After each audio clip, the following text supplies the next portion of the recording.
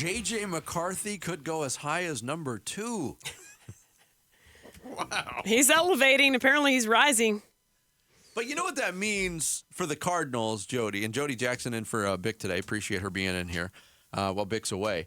Of course. What it means for the Cardinals is if J.J. McCarthy is elevating that much, other quarterbacks are going to elevate that much. There's going to be this run of these teams that are outside the top 3 that are going to want to invest some capital to get a quarterback again.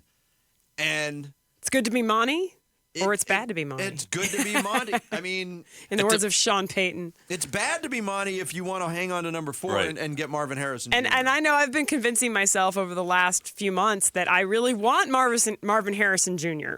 So it's just like anything in life when all of a sudden you got your heart set on one thing, and then all of a sudden there's a lot of other options out there, right? Yes. And you're just thinking, okay, but we've seen Monty. See, that's the thing. And then if you know Monty from last year with the Cardinals, and I'm sure a lot of people know him a lot farther back than that, he strikes me as he's going to wheel and deal. Yes. I get the same feeling in the way things are lining up now. And you kind of have to. 24 days away from the first round of the NFL draft. I think the temptation is going to be great for him. Well, because it could be a generational haul. It could be a generational haul, but if you do nothing, you might be getting a generational player. Exactly. That's right. And that's kind of what you're balancing right now. And there's such a part of me with these comparisons to Larry Fitzgerald. I just want that. You know what I mean? Like you just say, if this could be a Larry Fitzgerald, don't we just do that? Yes, but I even saw somebody who covers the Cardinals on a regular basis and does a podcast about the Cardinals, put on social media over the weekend, something to the effect of, let me pull it up. I don't want to misquote it. Let me. So I mean, again, first of all, to compare him to Larry, to compare him to Fitz is not even fair because now his own father, was a great NFL wide receiver. So you don't know, but he seems like a pretty sure bet to be a solid guy. You're not going to put him in the Hall of Fame when he hasn't even played, but so that's what you're looking at. This came from the account of the Locked On Arizona Cardinals podcast. Cardinals fans are so tied to, quote, I want Marvin Harrison Jr. to be the next Larry Fitzgerald, end quote. Do you remember how below average the Cardinals were for the majority of Larry Fitzgerald's career? We're just going to gloss over that? Got it. And that was one of those ones that's like, I got to bookmark this one. Yeah. Yeah, I get it. He's one guy. He's one guy. A franchise wide receiver, which Larry Fitzgerald was the absolute epitome of his entire career here, cannot change the fortunes of a franchise. When Larry Fitzgerald had competent quarterback play, the Cardinals were really freaking good. When he didn't? Most of the years he was here, he did not have competent quarterback play, and they were not very good. Remember the quarterbacks that paraded through after Kurt Warner retired? Yes. Derek Anderson. Max Hall. Richard Bartell. John Skelton, who's a good friend of mine. Hi, John. No offense, John. Hi, John. Love John. He had some high moments. All good guys. I see Max Hall out on the high school football scene, but yeah, I mean, on and on. You're right, but it's not even that. This Cardinals group, they know that it is more about one guy, and it's not even about the offense. It's about building the defense that can win you championships as well. Yes. So what can you get? That is the question. I mean, generational haul might be what they get. It's not going to be like a Dallas Cowboys type haul for trading Herschel Walker. I mean, that's the most extreme example ever. Jimma Johnson. Nobody's ever going to get hoodwinked like that again. But it's going to be tough to say no. I mean, how similar could it be to what the 49ers gave up to move up for Trey Lance? Because that wasn't a number 1 pick.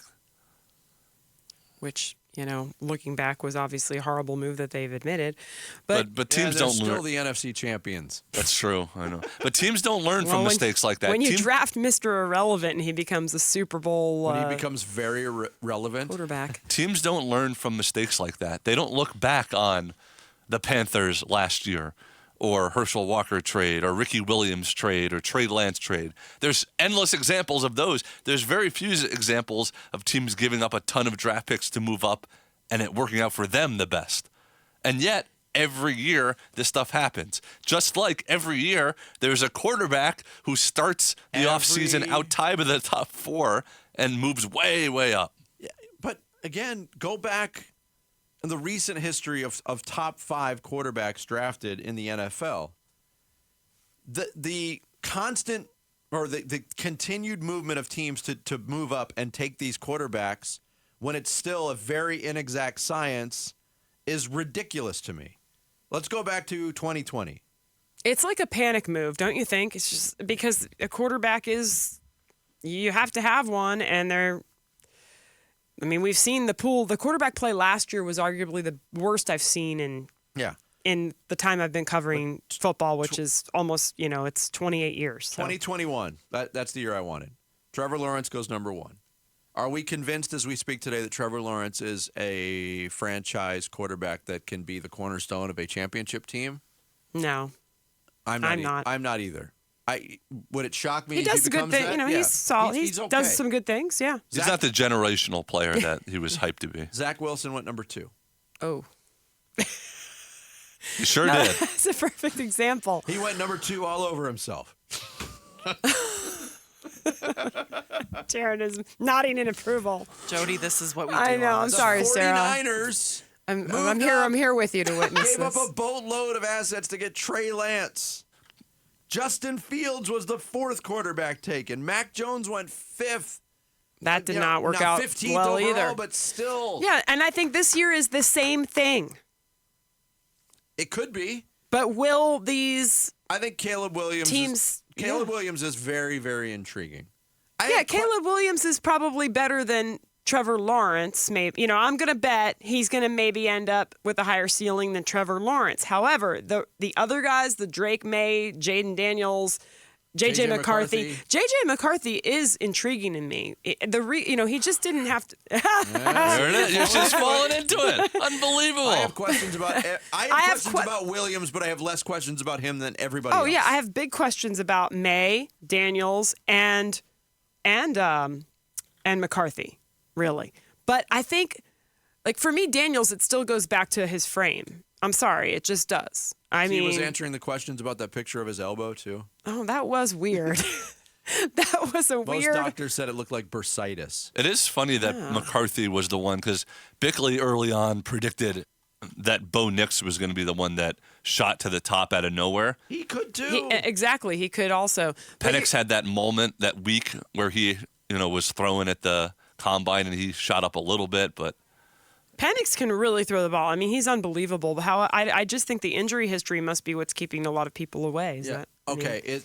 Here's something to think of, and we won't know this for years. But what do you think of the possibility that the best quarterback from this year's class is not named Caleb Williams, is not named Drake May, Jaden Daniels, or J.J. McCarthy? That it comes from somewhere. So it's Bo Nix? 5 or Michael Penix Jr.?